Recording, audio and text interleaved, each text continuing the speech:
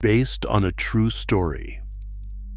Adrift in October 1983, in the middle of the Pacific Ocean, she survived Hurricane Raymond's winds of 140 miles per hour, a shattered skull, and the crushing silence of being utterly alone on a destroyed yacht. As 41 days stretched ahead, 23-year-old Tami Oldham Ashcraft unknowingly became the sole survivor of one of the most catastrophic storms in Pacific history. On September 22, 1983, Tami Oldham Ashcraft, 23, and her fiancé Richard Sharp, 34, departed from Papeete Harbor in Tahiti aboard a beautiful 44-foot yacht named Hazana. A British couple who owned the boat had hired the experienced sailors to deliver it to San Diego while they flew home for a family emergency. For Tami and Richard, who had spent months cruising the South Pacific Islands on Richard's 36-foot sailboat, this was more than a job. It was another chapter in their seafaring love story. The 4,000-mile journey was the longest either had attempted, but they felt confident. The weather forecasts looked favorable. The boat was well equipped, and they had each other. The sextant sat secured in its wooden box below deck, polished brass gleaming. It was a backup navigation tool Richard insisted on carrying, even with modern electronics aboard.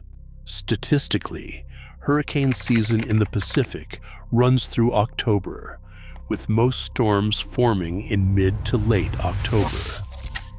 By early October, after nearly 2 weeks at sea, the couple had fallen into a comfortable rhythm.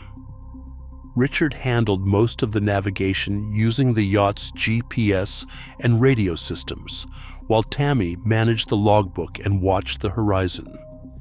They were making good time, averaging around 150 miles per day, heading northeast towards San Diego. The seas remained calm, the winds steady. On October 9th, Richard scribbled a single word in the logbook, cyclonic. According to weather reports received over WWV radio, a tropical depression had formed 1,300 nautical miles away, moving west at 12 knots. Richard noted it, but did not appear overly concerned. They discussed it briefly. The storm was heading west, and they were heading northeast. The paths seemed divergent. What they did not know was that Hurricane Raymond would change course within 48 hours. On October 11th, the sea's character shifted. Swells grew larger, clouds thickened overhead, and the wind picked up noticeably. Richard checked the latest weather report at 6 a.m. The depression had intensified into a hurricane, Category 4, with sustained winds reaching 144 miles per hour, and it had turned northwest. They were directly in its path. According to National Weather Service records, Hurricane Raymond reached its peak on October 12, 1983, with a central pressure of 918 millibars and hurricane-force winds extending outward up to 115 nautical miles. Richard and Tami discussed their options. They could turn back toward Tahiti, head south toward the equator, or continue northeast and try to outrun it. The yacht's maximum speed was 6 to 7 knots. The hurricane was moving at 8 knots and accelerating. They chose to keep heading northeast, hoping to skirt the storm's edge.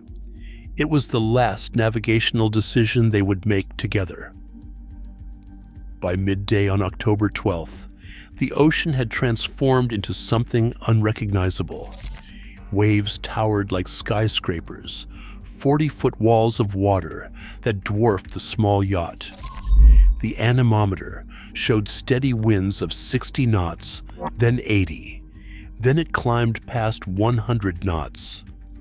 Richard and Tami worked frantically to prepare, taking down all sails to run under bare poles, boarding up hatches, securing loose equipment. The wind sounded like jet engines in reverse. Tami checked the barometer at 1300 hours. It had dropped below the 28-inch mark, 948 hectopascals, terrifyingly low. She looked at Richard. His face was grim, focused. "We're going to ride this out," he told her, according to her later testimony in interviews. The anemometer needle hit 140 knots, 161 miles per hour. The yacht pitched violently as waves crashed over the deck. Water poured across the cabin windows in sheets. Richard strapped himself into the safety harness on deck, a standard yacht harness with a tether clipped to a D-ring attachment. He needed to manually steer the boat, keeping the stern from taking waves head-on, which could flip them. Tami stood at the companionway door, gripping the frame. Richard looked back at her. In the chaos of screaming wind and roaring water, he shouted for her to go below deck, seek shelter. She hesitated, then nodded. As she started to close the door, his eyes went wide. "Oh my God," he screamed. The world went vertical. A wave estimated at 40 feet or higher hit the Hazana broadside. The yacht capsized, flipping stern over bow through the water. Tami was thrown against the cabin wall with tremendous force. Her head struck the bulkhead. Everything went black. When consciousness returned, she had no idea how much time had passed. The cabin was dim, filled with several feet of water sloshing back and forth. Debris floated everywhere. Cushions, canned goods, broken wood, tangled lines. Her head throbbed with excruciating pain. She reached up and felt sticky warmth, blood flowing from a deep gash on her forehead. Medical records would later confirm a severe concussion and skull fracture. The yacht rocked violently, but was upright. Somehow, it had not sunk. Tami struggled to stand, bracing herself against the bulkhead. She called Richard's name. Only the sound of water lapping against the hull answered. According to her later account, she was unconscious for 27 hours. She climbed topside on unsteady legs. The deck was a disaster. Both masts, snapped clean off, were gone. The sails had been torn away or were dragging in the water. The steering wheel hung loose, disconnected, and the safety harness. It was still firmly attached to its anchor point on the deck. The tether was intact, but the D-ring on Richard's harness had been pried apart by the sheer force of the wind and water. Richard Sharp was gone, swept into the Pacific Ocean. According to official records from the Central Pacific Hurricane Center, one casualty was reported from Hurricane Raymond, a sailor lost overboard from the yacht Hazana. Tami screamed his name into the empty horizon. Nothing. Just endless gray water and distant clouds. She collapsed on the deck, sobbing, then crawled to the small yellow life raft. Maybe the boat was sinking. Maybe she should just give up. But when morning came and the Hazana was still floating, something shifted in her. If she was going to live, she had to start living. Tami forced herself to inventory what remained. The engine was dead. Saltwater had flooded it completely. The radio was destroyed. Circuits fried. The navigation system's screen was blank. The yacht's GPS, their primary tool, was gone. The emergency positioning beacon was also gone, ripped away in the storm. She found the bilge pump still operational and began the exhausting work of pumping water out of the cabin. For hours, she pumped. Pump, rest, pump, rest. Her head screamed with pain, but she kept going.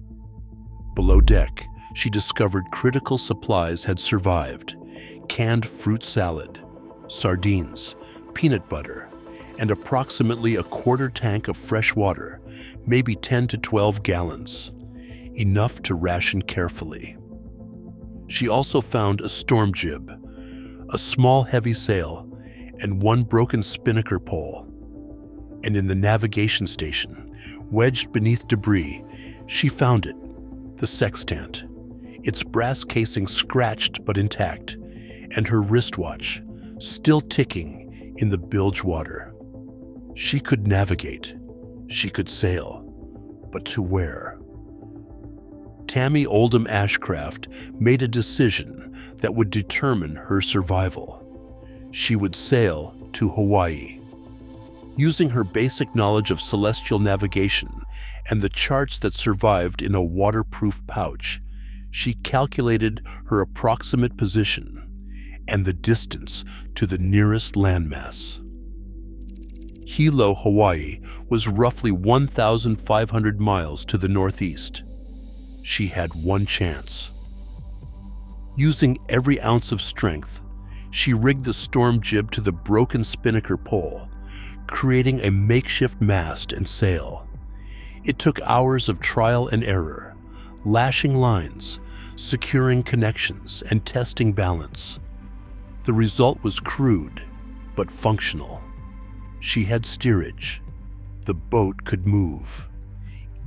Each day at noon and again at dusk, she pulled out the sextant, carefully measuring the angle between the horizon and the sun or stars, plotting her position on the chart. She was sailing by latitude, following the 19th parallel directly toward Hawaii. If her calculations were off by even a few degrees, she would miss Hawaii entirely and drift into the vast emptiness of the North Pacific. Tami rationed water at precisely 3 small sips every few hours, forcing herself to wait even when thirst became agonizing. The desert survival kit instructions she had read years ago said to prioritize duration over comfort. She ate sparingly, half a can of fruit salad per day, and occasionally sardines for protein. Water was more important than comfort. She wrote in the ship's logbook daily, documenting position, weather, and physical condition. It was both a practical record and a way to stay mentally grounded. She later explained in interviews that she didn't want her family to never know what happened. Her head wound became infected. She had no antibiotics, only seawater to clean it. The pain was constant, throbbing. Some days she could barely read the sextant markings, but she kept measuring. She kept sailing. The grief was deferred, pushed down. She could not afford to lose more water through tears. On day 39, November 1st, 1983, Tami saw something on the horizon that looked different from clouds. A dark shape, low and solid. Her heart hammered. Was it land? Or just another trick of light and exhaustion? The cloud cover thickened before she could be sure, obscuring the view entirely. That same day, a small military plane flew low overhead. Tami frantically waved a piece of bright fabric, jumping and screaming. The plane continued past without deviation. They had not seen her. But the next morning, the sky cleared, and there it was, unmistakable now, the island of Hilo, Hawaii. Land. According to port records, on November 2nd, 1983, After 41 days adrift, Tami Oldham Ashcraft sailed the crippled Hazana into Hilo Harbor. She had navigated 1,500 miles across open ocean, using only a sextant, a watch, and sheer determination. The sextant, salt-crusted and scratched, had guided her home. Harbor officials immediately called for medical assistance. Tami was severely dehydrated, malnourished, and suffering from an untreated head wound. She was transported to Hilo Medical Center, where doctors treated her injuries, including a skull fracture, infection, severe sunburn, and dehydration. She spent several days under observation before being cleared to return to San Diego. The grief held at bay during the survival ordeal now hit her with full force. She told the Chicago Tribune years later that even when she got back to shore, she was looking for him in crowds. Nightmares plagued her. The head injury made reading difficult for months. The Hazana's owners assessed the damage to their yacht. The boat was a total loss. Richard Sharp's body was never recovered. Tami kept the sextant. Years later, she had a pendant made in its shape, brass, worn around her neck on every sail. Tami Oldham Ashcraft returned to San Diego to face a life fundamentally altered. She struggled with post-traumatic stress disorder and survivor's guilt, but gradually, supported by family, she began to heal. She continued sailing, refusing to let the ocean take that from her too. In 2002, nearly 20 years after the tragedy, Tami published her memoir Red Sky in Mourning, a true story of love, loss, and survival at sea, co-written with Susaya McGearhart. The book was later reissued as Adrift and adapted into a major film in 2018, starring Shailene Woodley. Today, Tami lives on San Juan Island off the coast of Washington. She is a licensed 100-ton captain with over 50,000 offshore miles logged. She is married and has 2 children. She sails regularly, always wearing the sextant pendant, a reminder that even in our darkest moments, we can find a way home. Tami Oldham. Ashcraft's story is not one of reckless adventure or dramatic heroism. It is a story of love, loss, and the extraordinary human capacity to endure when endurance seems impossible. She honored Richard Sharp's memory by choosing to survive, by refusing to surrender to the ocean that took him from her. Every time she sets sail, she carries him with her. Survival is not one dramatic decision. It is 1,000 small, correct actions. Ration precisely, navigate methodically, maintain your vessel, preserve your body, keep your mind sharp, document everything, and never stop moving forward. Here is what we can learn from Tami's ordeal. First, carry redundant navigation systems. Tami survived because Richard insisted on bringing a sextant as backup. When GPS and radio failed, ancient celestial navigation saved her life. Always have a non-electronic backup. Second, water rationing must be extreme in survival situations. Tami limited herself to 3 small sips every few hours, despite severe thirst. She prioritized duration over comfort. In ocean survival, dehydration kills faster than hunger. Third, learn celestial navigation even in the GPS age. The sextant and a watch were the only tools that survived intact. Tami's basic knowledge of plotting position using sun and stars turned a theoretical skill into a lifeline. Fourth, mental discipline is survival. Tami deferred grief, controlled her water intake despite agony, and maintained the ship's log daily. She created structure in chaos.